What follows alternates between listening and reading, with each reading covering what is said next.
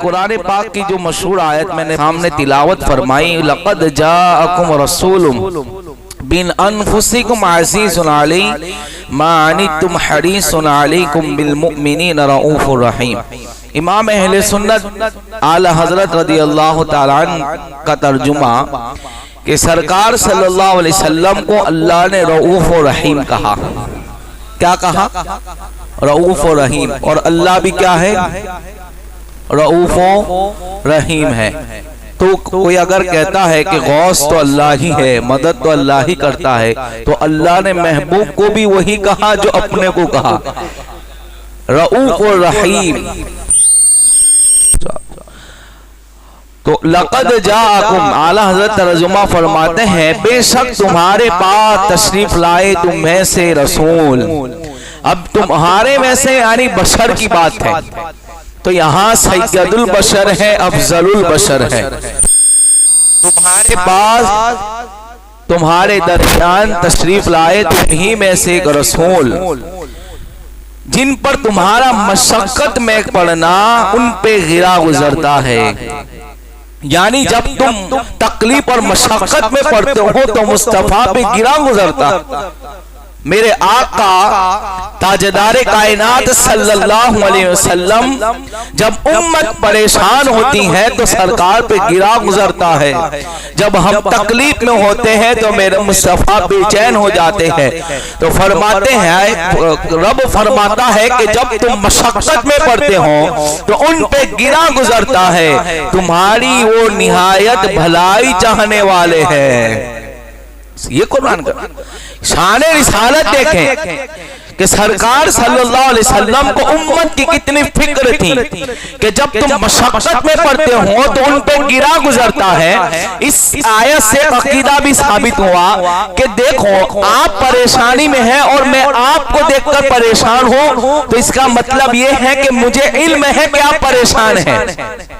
इंसान जब किसी की परेशानी तकलीफ को देखता है, उसको सुनता है, उसे देखता है, तब उस पर गिरा गुजरता है कि मेरे दोस्त को, मेरे यार को तकलीफ हुई है तो मुझ पे गिरा गुजरता है। अब देखें कि सरवरे कायनात सल्लल्लाहु अलैहि वसल्लम पे नाजिल होने वाली ये किताब खाली उस जमाने के लिए तो नहीं थी ना, कयामत तक के लिए पैगाम था कि जब उम्मत तकलीफ में होती है, जब उम्मत परेशान होती है तो उन पे गिरा गुजरता है। क्या पता चला कि मेरे मुस्तफा जानते हैं कि कौन सा उम्मती तकलीफ में है, कौन सा उम्मती परेशान है, किसके साथ क्या हो रहा है। तो लोग कहते हैं उन्हें खबर नहीं है।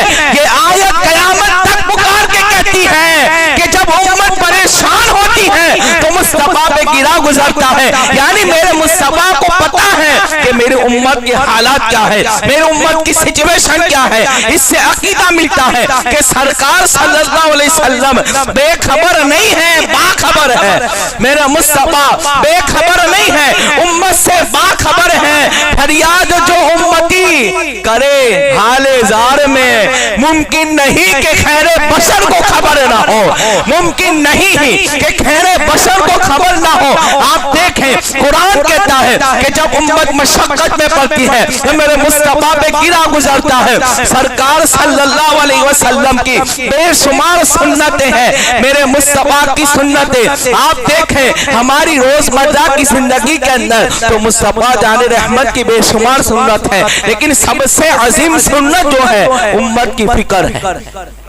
ये हुजूर की बहुत बड़ी सुन्नत है। हम सुन्नतें बयान तो करते हैं, लेकिन सबसे अजीम जो सुन्नत है उम्मत की फिक्र है। और जब तक मुसलमानों के अंदर फिक्र उम्मत का जज्बा मौजूद था, मुसलमान तरक्की पर था, मुसलमान उरूज पर था। लेकिन जिस वक्त से एक दूसरे के अंदर से नफरतें पैदा हो गई, एक दूसरे के अंदर जब कीना पैदा हो गया, उम्मत की फिक्र के हवाले से लोगों ने गौरव फिक्र करना छोड़ दिया, उम्मत को सवाल आ गया। आप देखें सरकार की अजीम सुन्नत ये है, लोग सुन्नत की तो बातें करते हैं, बड़ी बड़ी दाढ़ियों रखने वाले शरीयत और सुन्नत की बात तो करते हैं, लेकिन हमें क्या पता कि अजीम सुन्नत तो उम्मत की फिक्र है। आज कौन है जो उम्मत की फिक्र करता है? हमारी उम्मत जो है एक दहाने पर खड़ी हुई है। किसी कौम के अंदर आप देखें, उनकी कौम की हर इंसान को फिक्र होती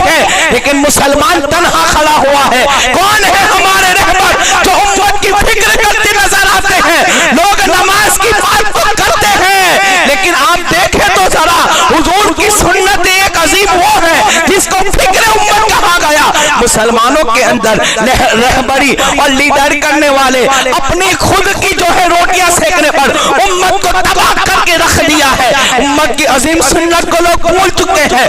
उम्मत की जो है सरकार की अजीम सुन्नत को लोग भूल चुके हैं। सुन्नत मुबारक ये है कि उम्मत की फिक्र की जाए। उम्मत अगर सवाल में है, उम्मत को तरक्की दी जाए। उम्मत अगर जो है बेसहारा है, उम्मत को सहारा दिया जाए। उम्मत अगर अकेली खड़ी है, उम्मत के साथ खड़ा हुआ जाए। मुसलमानों के पास कोई ऐसा मुनज़्ज़म लीडर नजर नहीं आता। मुसलमान कौम के पास, बिलखुसूस हमारे शहर की बात कर रहा हूँ, हमारे शहर के अंदर मुसलमान कौम को तबाह कर दिया गया। लोग अपनी जेब भरने के लिए, लोग अपनी रोटियों को सेकने के लिए, लोग अपनी तरक्की के लिए मुसलमान कौम का जो है जज्बात का गला घोट दिया गया। मुसलमान के एहसास को खत्म कर दिया गया। मुसलमान की इज्जत के ऊपर जब आ जाए कोई बोलने वाला नजर नहीं आता। वजह क्या है? इसलिए कि उनके दिल के अंदर उम्मत की फिक्र नहीं है, उनके दिल के अंदर कौम का दर्द नहीं है, उनके दिल के अंदर कौम के लिए एहसास नहीं है। आइए हम देखें ताजदार कायनात सल्लल्लाहु अलैहि वसल्लम को उम्मत के हवाले से कितने हसास थे मेरे मुस्तफा, कितने फिक्र थी उम्मत की। आज वही फिक्र अगर मुसलमान लीडरों में आ जाए, आज वही फिक्र मुसलमान रहबरों में आ जाए, आज वही फिक्र हमारे अंदर आ जाए, हमारी कौम को हम बेसहारा नहीं छोड़ सकते। आज अगर वही फिक्र हमारे अंदर आ जाए, हम जो है कौम को कुछ दिला सकते हैं, लेकिन फिक्र हमारी खत्म हो गई, सोच हमारी सवाल हो गई। कौम के रहबर सुनो, अगर उम्मत के हवाले से तुम हसास न हुए तो सुनो, तुम्हारी रहबरी भी एक दिन खत्म हो जाएगी, तुम्हारी रहबरी को भी सवाल आने वाला है। हम देखते हैं हमारे शहर की हालत, मुसलमानों के मोहल्ले के अंदर गटर के पानी इतने निकलते हैं, चलना दुश्वार होता है। हम हमारे मोहल्लों का जायजा ले, न हमारे पास लाइट मौजूद है, न हमारे पास गवर्नमेंट कोई सुविधा मौजूद है। कहाँ गए वो लोग? मुसलमानों के वोट के ऊपर, मुसलमानों के सपोर्ट के ऊपर अपनी राजनीति सेकने वालों, होश के नाखून लो, कयामत के दिन तुम्हें भी जवाब देना है। हम देखते हैं कि हमारे असलाफ का क्या तरीका था। मौला अली की शान देखे, अल्लाह अकबर, जिनके बेटों की शान ये है कि जन्नती जवानों के सरदार है, सरदारी जन्नती जवानों की मिली है। लेकिन कौम का कितना ख्याल था। मौला अली एक दिन अपने दौरे खिलाफत के अंदर अपनी चादर को ले, अपनी तलवार को लेकर बाजार में खड़े हैं बेचने के लिए, फरोख्त करने के लिए। कौन अमीरुल मोमिनीन? जिनके पास खजाने थे, सैयदना अली मुर्तजा, जो वक्त के खलीफा थे, मुसलमानों के अमीरुल मोमिनीन थे, अपनी तलवार को फरोख्त करने के लिए खड़े हुए हैं। किसी ने कहा हजरत आपको किस चीज ने यहाँ खड़ा किया? हजरत आप किस लिए खड़े हैं? तो कहा मेरे पास ऊपर का जिस्म ढकने के लिए कपड़ा नहीं है। ये थी हमारी सोचो फिक्र। जब ये ऐसे लोग थे ना, तो मदीना में सोने की खीणें हुआ करती थी। जब ऐसे लोग थे तो मुसलमान उरूज और तरक्की पर था। कहा मेरे ऊपर का जिस्म ढकने के लिए कपड़ा नहीं, इसलिए तलवार फरोख्त करके अपनी जरूरत पूरी करूंगा। वक्त के अमीरुल मोमिनीन है। क्या हमारे अंदर ऐसी सोच है? आज हमारे कई दिनों से इधर जाओ तो पानी, उधर जाओ तो पानी, इधर निकलो तो पानी, उधर निकलो तो पानी, न रास्तों का ठिकाना, न लाइट का ठिकाना। ये हम इस हाल में जी रहे। ऐसा लगता है जैसे 1980 और 90 के दौर भी बेहतर था। इससे खराब दौर में, यानी टेक्नोलॉजी के और तरक्की याफ्ता दौर में हमारी कौम के हालात ऐसे हैं। मेरा मौजू और था, लेकिन मैं जा रहा हूं इस तरफ, तब बोलता हूं। सुनो कि आज हम देखें कि हमारे मोहल्लों की सिचुएशन कितनी खराब है। आप खुद भी जानते हैं। मार्केट का सिचुएशन देखो, मस्जिद के गेट तक गटर का पानी लगता है, सुबह की अजान हो निकलता है। ये चीजों को कौन करेगा? सियासत बुरी नहीं है, सियासत बुरी नहीं है, इसको याद रखना। बुरा हमने बनाया है, सियासत बुरी नहीं है, हमने सियासत को बुरा बनाया है। ये हमारे मोहल्ले की हाल है। और कोई ना मुसलमान में बेदारी को, हमारे मुसलमान भी कम सो रही है, कोई ना प्रोटेस्ट, ना कोई इसके हवाले से कोई सोचो फिक्र है, ना आगे लाए अमल कोई है, कोई नहीं है। कब तक हम इस तरह की जिंदगी गुजारेंगे? कि हमारे हालात इतने बुरे हो चुके हैं, मार्केट मेन मार्केट वहां ऐसी गंदगी हो तो फिर कौम के अंदर बेरोजगारी ही तो आएगी। मैं सच बता रहा हूं कि नहीं बता साहब, ये बाजार के लोग ही यहाँ बैठे हुए हैं। जब ये चीज होगी तो क्या हमारे यहाँ बेरोजगारी नहीं होगी? जिन लोगों ने तो कमाना था वो कमा लिए, तुम रोज और खाकर रोज अपनी जिंदगी गुजारने वाले लोग बैठे हो।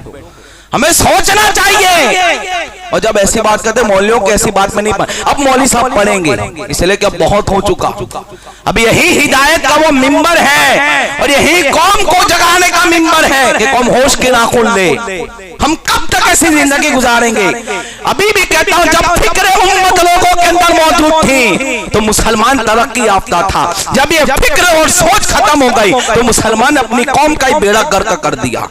सरकार की जिंदगी उठा के देखे, असहाबे किराम की जिंदगी उठा कर देखे, हमारे बुजुर्गों की जिंदगी उठा कर देखे, फिक्र उम्मत का कितना जज्बा उनके अंदर मौजूद था। सरकार कितनी उम्मत की फिक्र फरमाते थे। हुजूर तो ये फरमाते, कितनी छोटी बात कि जब तुम बैठो तो अपने जूते उतार दो ताकि तुम्हारे पैरों को आराम हो जाए। सोचे पैर को तकलीफ ना हो तो मुस्तफा उसके लिए फरमान जारी कर रहे हैं। हुजूर फरमाते ऐसी छत पे ना रात में सो कि जिसकी दीवारें ना हो गई तुम आलोट के गिर ना जाओ। ये है उम्मत की फिक्र। कोई माँ इतनी फिक्र नहीं करती जितनी हुजूर उम्मत के लिए फिक्र करते हैं। कोई माँ इतनी प्यार अपने औलाद से नहीं करती जितने मुस्तफा उम्मतियों से फरमाते हैं।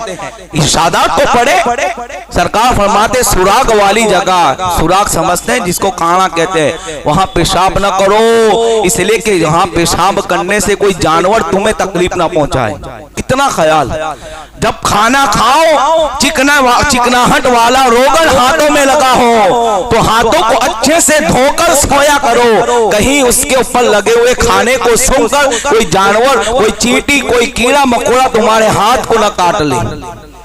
कि हुजूर की फिक्र थी, उम्मत के पैर में कांटा चुभे, हुजूर को फिक्र थी। उम्मत के हाथ में रोगन लगा हो और वो खाना खा के सो जाए, कोई जानवर कोई कीड़ा उसको दंग न मार ले, हुजूर को फिक्र थी। तुम्हारे पैरों को आराम हो जाए, हुजूर फरमाते जूते उतार कर बैठो, ये हुजूर को फिक्र थी। सरकार फरमाते मोज़ों को झाड़ कर पहना करो, कहीं जानवर न हो कि तुम अंदर पैर रखो और तुम्हें काट लिए, हुजूर को फिक्र थी।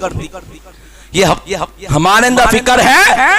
ये इतनी तो छोटी है, तो बहुत छोटी बात है, बड़ी बड़ी फिक्र नहीं है। छोटी बातों की फिक्र करेंगे, ये हमारा हाल है।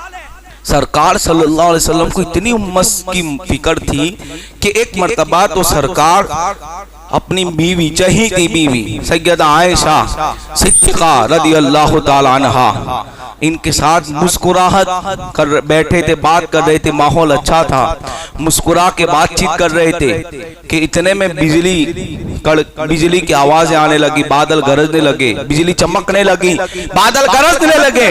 सरकार सल्लल्लाहु अलैहि वसल्लम मुस्कुरा रहे थे, चेहरा बदल गया, चेहरा मुतगय्यर हो गया। सरकार खड़े हो गए और सरकार सल्लल्लाहु अलैहि वसल्लम फिक्र में है और इधर से मेरे आका एक तरफ जाते, दूसरी तरफ तशरीफ लाते। इस तरह का माहौल था। चंद मिनट पहले मेरे सरकार अपनी बीवी के साथ मोहब्बत की बातें करके मुस्कुरा रहे थे, अब जो है आसमान की बिजली कड़कने लगे, बादल गरजने लगे, सरकार खड़े हो गए और चेहरा मुतगय्यर था, उनके चेहरे मुबारक पर फिक्र के आसार मौजूद थे। ये माहौल था। थोड़ी देर गुजरी, बारिश बरसने लगे, बादल छट गए। थोड़ी देर बाद सरकार मुस्कुराने लगे। सैयदा आयशा पूछती है, या रसूल अल्लाह सल्लल्लाहु अलैहि वसल्लम, किस चीज ने आपको बेचैन किया था, किस चीज ने आपको बेकरार किया था कि आप खड़े होकर चलने लगे, आपका चेहरा मुतगय्यर हो गया?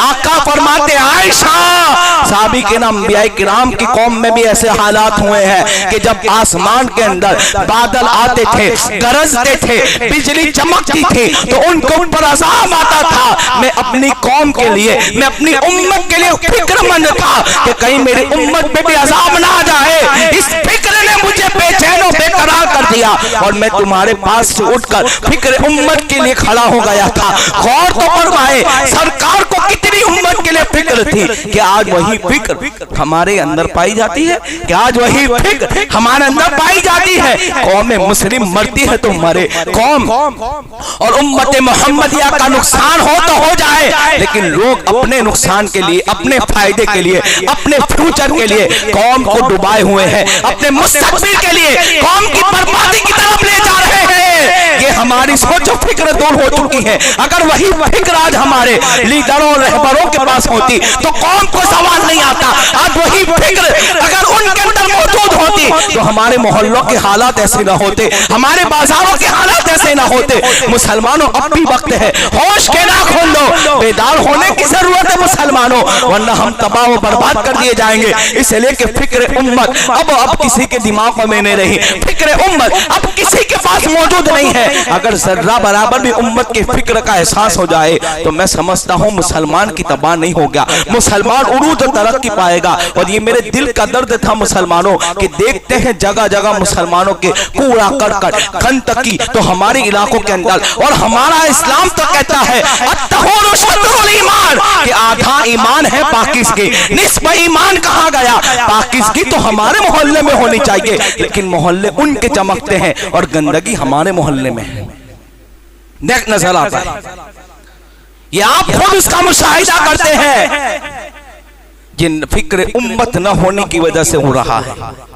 मैं कह रहा हूं कि मेरा मौजू ये नहीं था, लेकिन बात आ गई तो उसको सुने।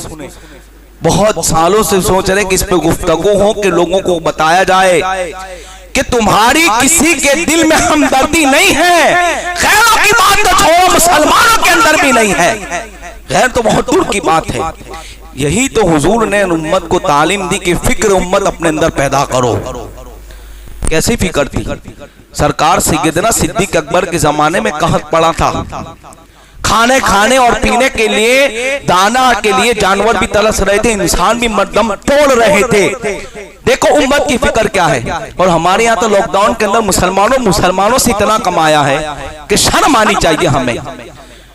ऐसे हालात के अंदर भी मुसलमानों की हमें कोई फिक्र थी ना, उनके हवाले से कोई हसास। इल्ला माशाल्लाह सबकी बात नहीं करता, जिसके दिल के अंदर दर्द उम्मत था उन्हें मुबारक हो कि वो हुजूर की सुन्नत पे है। और आका फरमाते हैं मन हब्ब सुन्नती फक़द हब्बनी व मन हब्बनी कान माया फिल जन्नह, कि जिसने मुझसे मोहब्बत की, जिसने मुझसे मोहब्बत की उसने मेरी सुन्नत से मोहब्बत की, और जिसने सुन्नत से मोहब्बत की उसने मुझसे मोहब्बत की, और जिसने मुझसे मोहब्बत की जन्नत में मेरे साथ रहेगा, जन्नत में मेरे साथ रहेगा। लेकिन ये फिक्र हमारे अंदर नहीं है।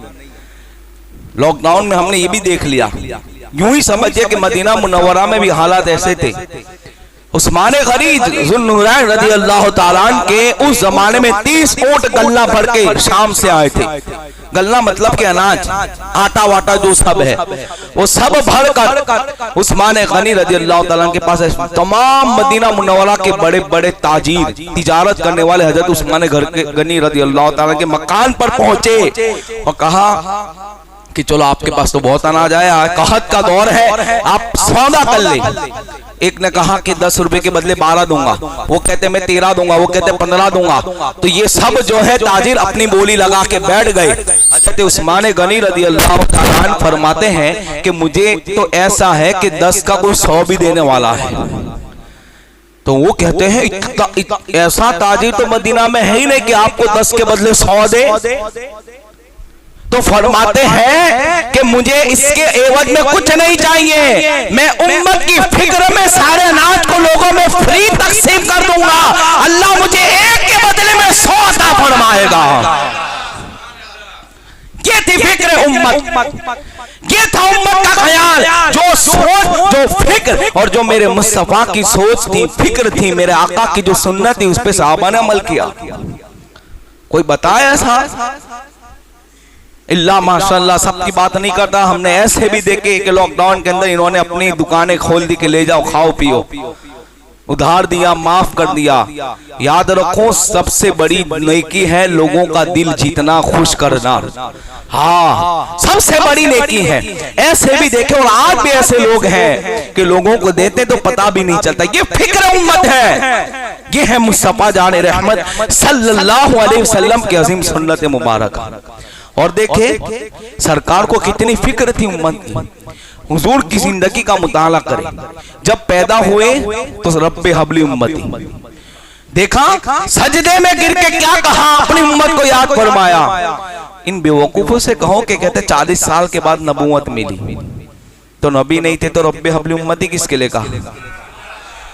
खुद भी बयान करते हैं इनके जलसों में, और फिर दूसरे दिन क्या कहते 40 साल के बाद मिली। ये है जब अल्लाह दीन देता है तो अक्ल छीन लेता है, ये मामला है। ये है हुजूर की शान कि रब्बे हबली उम्मती कहकर हुजूर पैदा हुए। पूरी जिंदगी सैयदा आयशा फरमाते सरकार पूरी रात सजदे में रोते थे उम्मत के लिए, यहाँ तक कि मुसल्ला भी भीग जाता, पैरों में वर्म आ जाते थे मेरे आका सल्लल्लाहु अलैहि वसल्लम के लिए। किसके लिए? उम्मत के गम के लिए। और आज उम्मत क्या है? 10 मिनट हुजूर के लिए नमाज का हमें नहीं मिलता। रात में हमें हर एक दोस्त के लिए टाइम है, नमाज इशा के लिए हमारे पास टाइम नहीं है। बताओ है? पढ़ते भी हैं कुछ लोग नमाज, तो ऐसा मामला आ गया कि उनकी नमाज उस दिन गायब भी हो जाती है, खास तौर पे शादियों के मामले में नहीं पढ़ते। इनको नमाज नहीं कहा जाएगा। सरकार सल्लल्लाहु अलैहि वसल्लम उम्मत के लिए रात भर रोते थे, सजदे के अंदर गुजारते थे सरकार सल्लल्लाहु अलैहि वसल्लम। और इसको किसने नकल किया? सैयदा आयशा ने, जो कि आपके हुजरे मुबारक की बात है। सारी जिंदगी उम्मत को याद किया। और जब हुजूर का विसाल हुआ तो आपको ताज्जुब होगा, जब हुजूर का विसाल हुआ तो सरकार सल्लल्लाहु अलैहि वसल्लम को जब लहद में उतारा गया, अपनी कब्र मुबारका में उस हिस्से में रखा गया कि जो काबे से भी अफजल है, वो हिस्सा जहां मेरे मुस्तफा का जिस्म में अतहर लगा है, वो काबे से भी अफजल है। वो जिस्म मुबारका को रखने वाली जगह सहाबा किराम फरमाते जब उतारा गया सरकार को, तो सरकार के लब मुबारक जुम्बिश कर रहे थे, सरकार के लब हिल रहे थे। फरमाते हमने कान लगाया तो हमने चाहा कि देखे कि मेरे मुस्तफा जाने रहमत सल्लल्लाहु अलैहि वसल्लम क्या इरशाद फरमा रहे हैं। तो देखा तो कान लगा के जब हमने सुना तो आवाज आ रही थी रब्बे हबली उम्मती, रब्बे हबली उम्मती। ये है हुजूर की उम्मत की फिक्र। विलादत हुई तो उम्मत की फिक्र, सारी जिंदगी उम्मत की फिक्र, कब्र में उतारे गए तो उम्मत की फिक्र। बहुत बड़ी बात, जब कोई इंसान को ये पता चल जाए कि तुम्हें लंदन घूमने का वीजा मिल चुका है, जाओ फिरो, कुछ नहीं खर्चा करना है, तो आदमी घर वालों को भी भूल जाता है, रिश्तेदारों को भूल जाता है। जल्दी जल्दी पैकिंग शुरू करो और एक्साइटेड होकर निकलता है। सरकार को दुनिया की चीज नहीं दिखाई जा रही थी, मेराज में बुलाया गया था, जन्नत का मुशाहिदा किया, जन्नत को दिखाया गया था, खुदा का दीदार करना था। लेकिन जब मेरे मुस्तफा जाने रहमत सल्लल्लाहु अलैहि वसल्लम बुराक पे तशरीफ ले जाते हैं तो कदम रुकते हैं और कहते जिब्राइल मैं तो जा रहा हूं, मेरी उम्मत का क्या? ये थी फिक्र उम्मत कि सरकार मेराज में जा रहे खुदा का दीदार के लिए, कि जिन ये शरफ ये मकाम जो किसी नबी को न मिला, खुदा का दीदार हो रहा है, वहां जाकर जन्नत को देखना है। और फिक्र क्या है उम्मत की? ये हर लम्हा। एक मर्तबा सरकार कुरान पाक की तिलावत फरमा रहे थे तो कौमों का जिक्र आया, फमन तबिअनी फइन्नहु मिन्नी वमन असानी फइन्नका गफूरुर रहीम। इब्राहिम अलैहिस्सलाम की उम्मत का जिक्र पड़ा, ईसा अलैहिस्सलाम की उम्मत का जिक्र पड़ा, तो रोने लगे मेरे आका कि मेरी उम्मत का क्या होगा, मेरे उम्मत का क्या होगा। मेरा रब कहता है जाओ ना जिब्राइल, देखो मेरा महबूब क्यों रो रहा है। ये शान रिसालत है कि मेरा खुदा जिसे मुस्तफा जाने रहमत जब रोए तो खुदा कहे जिब्राइल जा देखो मेरा महबूब क्यों रो रहा है। और जब तशरीफ लाए तो कहा आका रोने की वजह क्या है, तो कहा मैं अपने जो है कौम इब्राहिम और कौम ईसा का जिक्र सुन रहा था, पढ़ रहा था, इसकी वजह से मेरी उम्मत मुझे याद आ गई और मैं रोने लगा। अल्लाह की बारगाह में कहते हैं ए अल्लाह तेरा महबूब तो उम्मत के लिए रो रहा है, तेरा महबूब तो उम्मत के लिए आंसू बहा रहा है। अल्लाह अल्लाह। अब देखें मेरा अल्लाह कहता है जिब्राइल जाओ और महबूब को कह दो कि तुम्हारे उम्मत के लिए तुम्हें राजी कर लेंगे, तुम जो कहे वो होगा। वाला सौफ युअतीका रब्बुका फतरदा, ए महबूब हम तुम्हें इतना देंगे कि तुम राजी हो जाओगे। आका कहते ए अल्लाह मैं उस वक्त तक राजी नहीं होऊंगा जब तक कि एक एक उम्मती को मैं अपनी जन्नत में ना पहुंचा दूं। कह दो जिब्राइल कि तुम्हारे उम्मत की वजह, तुम्हारे उम्मत के लिए तुम्हें नाराज नहीं किया जाएगा। जिब्राइल अमीन कहते हैं आका अल्लाह ने ये कहा है कि आप राजी हो जाए, आपकी उम्मत के लिए आपको नाराज नहीं किया जाएगा। आका कहते हैं अल्लाह एक एक को मैं जन्नत में लेकर जाऊंगा तो मैं राजी होऊंगा। और हदीस पाक में आया मैदान महशर कायम होगा, तमाम अंबिया के मसनद लगाए जाएंगे, तमाम अंबिया की कुर्सियां लगाए जाएंगे, सब अपनी कुर्सियों के ऊपर, सब अपनी मसनद के ऊपर, तमाम अंबिया अलैहिमुस्सलाम मसनद पर रौनक अफरोज होंगे। सरकार कहते हैं मैं अपनी कुर्सी पर नहीं बैठूंगा, सरकार कहते हैं मैं अपनी कुर्सी पर नहीं बैठूंगा, मैं फिक्रमंद होगा अपनी उम्मत के लिए। मेरा अल्लाह कहेगा महबूब फरमा कहो क्या कहना है, कहो क्या कहना है। मेरे रसूल कहते हैं अल्लाह तू मेरी उम्मत का जल्दी हिसाब ले ले, अल्लाह तो मेरे उम्मत का जल्दी हिसाब ले ले, इसलिए कि हिसाब के बाद तो तेरी रहमत से जन्नत में गया वो तो गया, जो नहीं गया मैं अपनी शफाअत के जरिए उसे जन्नत में ले जाऊंगा। मैं एक एक उम्मती को अपने हाथों से निकाल कर जहन्नम से जन्नत की तरफ ले जाऊंगा। ये हुजूर की फिक्र उम्मत थी कि दुनिया तो दुनिया, आखिरत में भी सरकार सल्लल्लाहु अलैहि वसल्लम जो है अपनी उम्मत के लिए सजदा में सजदा रेज होंगे। अल्लाह कहेगा ए महमूद सर को उठा ले, तेरी उम्मत के लिए तुझे राजी कर लिया जाएगा। अल्लाह अकबर। एक सहाबी रसूल कहते हैं या रसूल अल्लाह सल्लल्लाहु अलैहि वसल्लम मदीना मुनव्वरा में तो जब दिल चाहता है तो आपके चेहरे अनवर को देख लेता हूँ, इसलिए कि यारो सुनो जब सहाबाए किराम को भूख लगती थी तो खाने से पेट न भरते, मुस्तफा जाने रहमत के चेहरे को देख लेते, उनकी भूख भी मिटती थी, उनकी प्यास भी मिट जाया करती थी। कहते आका जब बेचैन होता हो, जब बेकरार होता हो, जब इस्तिराब की हालत होती है तो मैं आपको देख लेता हूँ, बेचैनी दूर होती है, बेकरारी दूर होती है। लेकिन आका विसाल के बाद कयामत का दिन होगा, आप किस दर्जे में होंगे, मैं कहाँ होगा। आका जब बेचैन होगा तो मैं आपको कहाँ तलाश करूंगा। देखो मुस्तफा जाने रहमत सल्लल्लाहु अलैहि वसल्लम ने जो है उम्मत को पता अता फरमाया कि जब मैदान महशर कायम होगा, सूरज सवाने से पर होगा, नफ्सी नफ्सी का आलम होगा, लोग पसीने के अंदर कमर और जो है गर्दनों तक डूब रहे होंगे, धूप की शिद्दत होगी, प्यास की शिद्दत होगी, लोग अल्लाह के जलाल से कांप रहे होंगे। उस वक्त आका में कहा और आप कहाँ होंगे। आका कहते हैं फिक्र ना करो, तू मुझे पुल सिराज में ढूंढ लेना, मैं वहां मिल जाऊंगा। वहां ना मिलो तो मीज़ान पर जहां लोगों के अमाल तोले जा रहे होंगे वहां ढूंढ लेना, वहां मिल जाऊंगा। वहां ना मिलो तो हौज़े कौसर पे आ जाना, अपने नरम नरम हाथों से उम्मत को जाम पिला रहा होगा। ये है फिक्र उम्मत।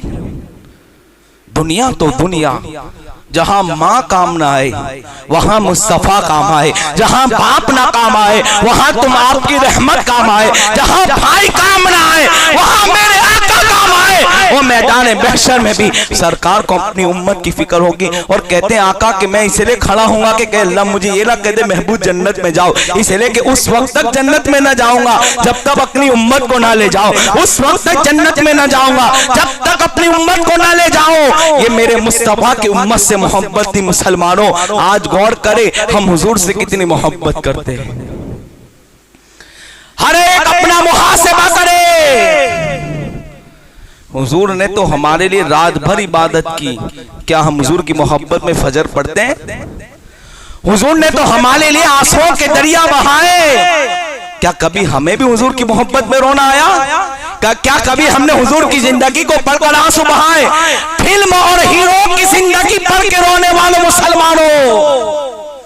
ऐसे आंसू तो जहन्नम में ले जाते हैं। और मुस्तफ़ा जाने रहमत की मोहब्बत में जो आंसू बहाता है तो फिर उसका ठिकाना हुजूर के पास जन्नत में होता है।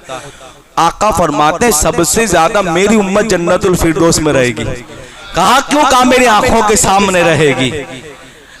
और एक हदीस सुना हूं बड़ी प्यारी, कयामत में 120 सफ होगी जन्नत में जाने की। सुनो, ये सरकार का करम है। वमा अरसलनाका इल्ला रहमतल लिल आलमीन। लोग कहते हैं, मुझे मेरे दोस्त ने क्लिप सुनाई, हमारे यहाँ जो मांगने निकलते हैं ना वो सुन्नी होते हैं, तो कहा भर दो झोली मेरी या मोहम्मद। हाँ, तो एक गैर मुकल्लिद ने इस फकीर की क्लिप को और फिर कुरान की आयत को रखा और कहा कि ए महबूब आप फरमा दो, मैं किसी नफे नुकसान का मालिक नहीं।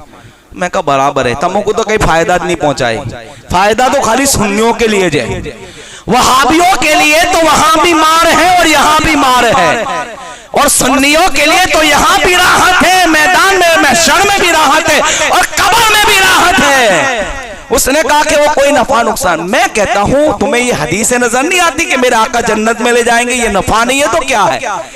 सबसे बड़ा नफा तो यही है कि इंसान जन्नत में दाखिल हो जाए।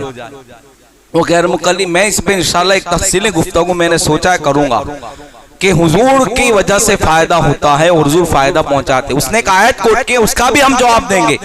तो बात आ गई तो मैंने कह दी, वो कहता कि अल्लाह के रसूल नफा नुकसान के माज़अल्लाह मालिक नहीं है। तो हुजूर ने 10 सहाबा को जन्नत की बशारत दी। सरकार ने अपने बारगाह में खादिम जो वजू कराते थे उनसे कहा कि तुम मांगो जो मांगो हजरत रबिया से। तो कहा या रसूलल्लाह जन्नत मांगता हूं, तो कहा दे दी। तो कहता नफा नहीं पहुंचा सकते। इंशाल्लाह ये अलग टॉपिक है, लेकिन चूंकि बात आई तो अर्ज कर रहा हूं कि सरकार की, मैं कहता हूं बेवकूफों को समझ में नहीं आता कि सरकार सल्लल्लाहु अलैहि वसल्लम दुनिया के अंदर तो तुम चाहते हो कि मेरे बाप ने मुझे फायदा पहुंचाया, इसने मुझे फायदा पहुंचाया, इसने मुझे फायदा पहुंचाया, लोगों की दुआ फायदा पहुंचाती है, तो सरकार की जात फायदा नहीं पहुंचाएगी? ये जहालत है और ये दुश्मनी है उनके दिलों के अंदर, बुग़्ज़े रसूल जिसको कहा जाता है। हाँ, सुनने ऐसी बात नहीं करता, बेईमान ऐसी बात करते, मुनाफिक ऐसी बात करते हैं। तो मैं कह रहा हूं कि नफा नहीं पहुंचाएंगे तो हदीस सुनो, 120 सफ होगी जन्नत में जाने की। कितनी? 120, 120 सफे होगी और वही जन्नत में जाएगी, यानी जन्नत में जाने की सफे लगेगी। वो कितनी होगी टोटल? 120 सफे लगेगी। सरकार फरमाते हैं उसमें से खाली 80 सफे मेरी उम्मत की होगी। कहो जोर से सुभान अल्लाह। और नफे नुकसान की बात करने वालों, अगर तेरा अकीदा हमारे जैसा है तो तू भी 80 सफों के अंदर होगा, वरना उनसे बाहर होगा, वरना तो उसके अंदर नहीं होगा। अब देखो 80 सफे खाली उम्मत मोहम्मदिया की होगी और 40 में दूसरे नबियों की उम्मत होगी, यानी अक्सरियत जन्नत में उम्मत मोहम्मदिया की होगी। ये सरकार का करम है, ये सरकार की मोहब्बत है। बस एक आखिरी वाक्य जो मुझे बड़ा पसंद है उसको कह के गुफ्तगू खत्म। सरकार कितनी मोहब्बत करते थे सहाबा किराम। हमने अभी तक ये बयान किया ना कि सहाबा ने कितनी मोहब्बत की, हाँ, कि अपनी गर्दन भी कटवा देते थे, अपनी जान भी दे देते थे, माँ बाप को भी छोड़ देते थे हुजूर की मोहब्बत में। तो क्या देखा था हुजूर में? एक तो ये था कि हुस्न जमाल मुस्तफा, कमाल मुस्तफा, ये तो सब था, लेकिन एक है अखलाक मुस्तफा, एक है मुस्तफा जाने रहमत का अपने सहाबाए किराम से रहना। क्या, कैसे मेरे आका मोहब्बत करते थे। एक तारीख में नाम है हजरत ज़ैद, और ये वो सहाबी है कि जिनका अल्लाह ने कुरान में नाम लिया है। याद रखना हजरत, एक सवाल आता है कि कुरान में कौन सी सहाबी का नाम है? हजरत ज़ैद।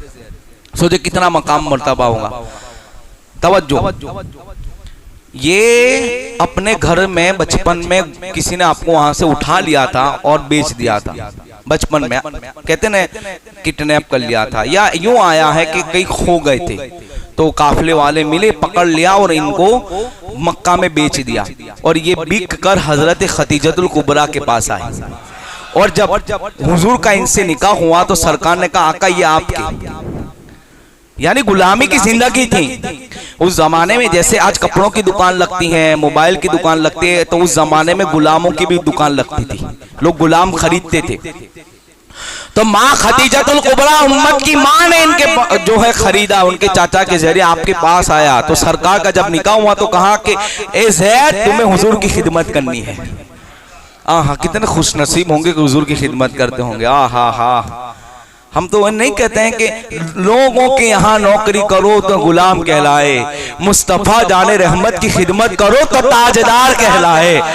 लोगों की दुकानों पे जॉब करो तो तुम्हारी हैसियत ना हो, और मुस्तफा की खिदमत करो तो अल्लाह कुरान में नाम फरमा दे। ये मकाम मिलता है मुस्तफा जाने रहमत की चौखट पे खड़े रहने का।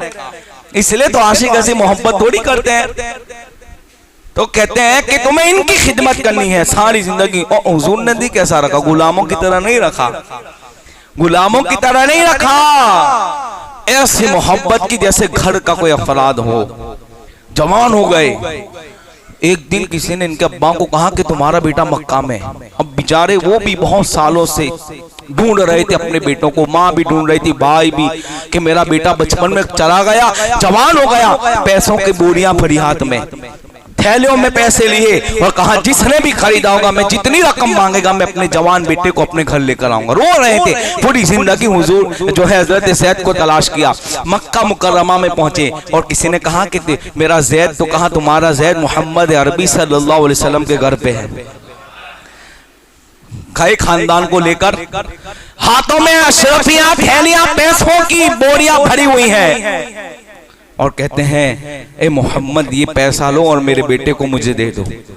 मैं कई साल हो गए, मेरी आंखें, मेरा दिल, मेरा जिगर, ये सब कुछ मेरे बेटे के लिए, मेरी आंखें तरस रही हैं देखने के लिए, मेरा दिल बेचैन है कि मैं अपने बेटे को गले लगाऊं। जितनी रकम चाहिए ले लो, मेरे ज़ैद को तुम मुझे दे दो। सरकार ने फरमाया मुझे 1 रुपया भी नहीं चाहिए, लेकिन मेरी बात सुनो, मेरी तरफ से इजाजत है, तवज्जो, मेरी तरफ से इजाजत है कि तुम अपने बेटे को ले जाओ, लेकिन जरा अपने बेटे से भी तो पूछ लो कि वो आना चाहता है। 20 साल 15 साल के अरसे के बाद बाप और बेटे का संगम और मुलाकात हो रही है। कैसी मोहब्बत होगी? बेटे का दिल नहीं चाहता होगा कि माँ बाप से मिलूं। माँ बाप तो चूंकि बेटे की मोहब्बत में बहुत हरीस होते हैं, उनको नहीं था। सरकार कहते हैं मेरी तरफ से इजाजत है तो ले जा, इसलिए कि कोई तेरे दर से खाली नहीं जाता। हर शान वाले मेरे आका है कि कोई मुस्तफा की बारगाह में आया हो वापस गया। कोई वाकया ऐसा नहीं है कि सरकार ने ना दिया, सब देते हैं, वो तो सब दे। अरे जन्नत दे दी, इससे बड़ी बात क्या है? जन्नत दे दी, इससे बड़ी बात क्या है? तो कहा मेरी तो रजामंदी है कि ले जाओ, लेकिन तेरे बेटे से तो पूछ ले कि वो आए। हजरत ज़ैद आए, रोने लगे। पता किया ना, अब्बा आके खड़े तो रोने लगे। क्यों रो रहे थे? इसलिए नहीं रो रहे थे कि बहुत सालों बाद मिल रहे हैं। क्यों बेचैन थे? इसलिए नहीं कि मुलाकात का वक्त है, डर था कि कहीं वो मुझे ले ना जाए, डर था कि कहीं मैं चला ना जाऊं। अल्लाह अकबर। कहा उनके बाप ने, कहा बेटा चलो, तेरे घर वाले तेरे लिए परेशान है, सब तेरे लिए चाहत में जो है इस्तिराब की कैफियत में है, चलो चलो। हजरत ज़ैद कहते अब्बा माफ करना, मैं आपके साथ नहीं आ सकता हूँ, माफ करना, मैं तेरे साथ नहीं आ सकता हूँ। अल्लाह अकबर। एक तरफ माँ बाप खड़े हैं, एक तरफ तेरी रिसालत है, लेकिन हुजूर ने क्या मोहब्बत अता फरमाई थी, हुजूर ने क्या लाड और प्यार अता फरमाया था कि हजरत ज़ैद अपने माँ बाप के साथ जाने तैयार नहीं है। बाप ने कहा बेटा आखिर वो कौन सी बात है कि जो तुझे हम तक आने से रोकती है? बेटा आखिर वो कौन सी मोहब्बत है कि तू माँ बाप की मोहब्बत को भी छोड़ रहा है और मुस्तफा जाने रहमत के पास जाना चाहता है? हजरत ज़ैद कहते अब्बा तुम्हें पता है उन्होंने कभी गुलामों की तरह मुझे नहीं रखा था। अब्बा मुझे ऐसा नहीं लगता था कि मेरा बाप नहीं है। वो ऐसी मोहब्बत करते थे कि मेरी माँ की मोहब्बत भी एक तरफ हो, उनकी मोहब्बत का मुकाबला नहीं कर सकती। वो ऐसा मुझे लाड फरमाते थे, एक तरफ तेरी मोहब्बत हो, दूसरी तरफ मुस्तफा जाने रहमत की मोहब्बत हो, लेकिन कभी तेरी याद ना आने दी। ए अब्बा उन्होंने कभी हमें गुलामों की तरह ना रखा, ए अब्बा कभी हमें नौकरों की तरह उन्होंने ना रखा। ऐसी मोहब्बत फरमाई थी, ऐसी मोहब्बत फरमाई थी। मैं तुझे माज़रत से कहता हूँ तुम यहाँ से चले जाओ, मैं उनकी बारगाह से नहीं आऊंगा। अल्लाह ने इनका कुरान में नाम फरमाया। ये थी हुजूर की मोहब्बत उम्मत से कि सहाबा किराम माँ बाप को भी छोड़ने तैयार थे। करूं तेरे नाम पे जां फिदा, ना बस एक जानो जहां फिदा, अरे दो जहां से भी जी ना भरा, करूं क्या करूं जहां नहीं। हजरत साद इब्न अबी वक्कास की मां ने कहा था अगर मोहम्मद अरबी का दामन नहीं छोड़ेगा तो तुझे घर से निकालूंगा, मैं मर जाऊंगी। खाना पीना बंद कर दिया कई दिनों तक। तो कहते हैं माँ ऐसे एक माँ है, करोड़ों माँ हो तो भी कुर्बान करने के लिए तैयार हो। हजरत जो है मुस्अब इब्न उमैर की जिंदगी को पढ़े, माँ की करोड़ों की दौलत को लात मारकर मक्का मुकर्रमा में जितना कीमती लिबास हजरत मुस्अब इब्न उमैर ज़ेबतैन फरमाते थे, मक्का मुकर्रमा में जितनी खुशबू महंगी हजरत मुस्अब लगाते थे, इतना महंगा कोई कपड़ा ना खुशबू पहनता था। लेकिन जब हुजूर का दामन पकड़ा, जब हुजूर का कलमा पड़ा तो माँ ने कपड़े उतार लिए, तो खुशी खुशी कपड़े दे दिए, टाट पहनकर मुस्तफा की बारगाह में आए थे। हुजूर की मैं कहता हूं सबसे दिल लगाने से बेहतर है हुजूर से दिल लगाओ तो सारी चीजें तुम्हारी होगी। ये हुजूर की फिक्र उम्मत थी और आज वही फिक्र उम्मत हमारे अंदर जरूरी है। कौम के अंदर फिक्र उम्मत का जज्बा खत्म हो चुका, यही हमारी आज जरूरत है। जिस दिन हमारे दिलों में सरकार की उम्मत की फिक्र पैदा हो गई ना, तो फिर हमारी कौम जवाल की तरफ नहीं आएगी बल्कि उरूज की तरफ जाएगी, उरूज की तरफ जाएगी। वक्त हो चुका है, इंशाल्लाह आने वाली जुमा को ऐसा होगा तो इसी टॉपिक पे या तो किसी और टॉपिक पे हम इंशाल्लाह गुफ्तगू फरमाएंगे। अल्लाह हम सबको फिक्र उम्मत का जज्बा अता फरमाए।